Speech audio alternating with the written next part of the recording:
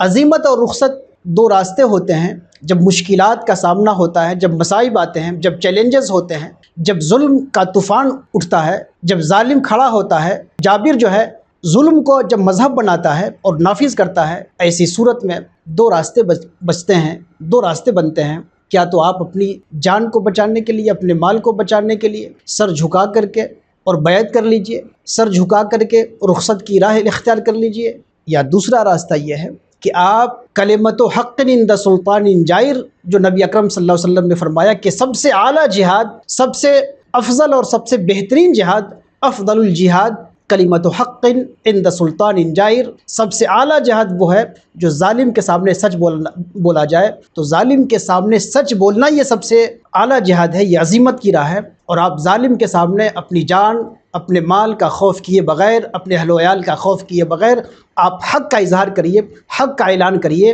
ظالم آپ کی بات مانے نہ مانے،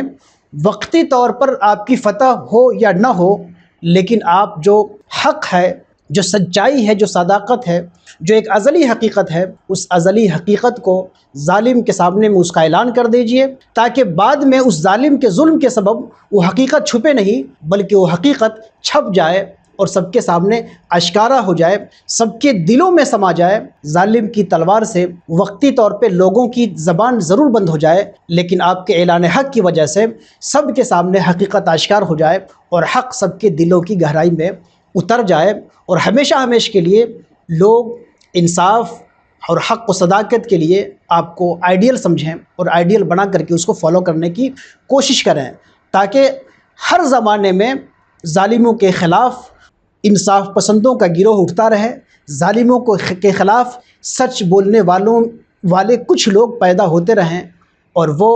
اس صداقت کو، اس کربلا کو، اس کردار حسینی کو اپنے لیے آئیڈیل بناتے رہیں۔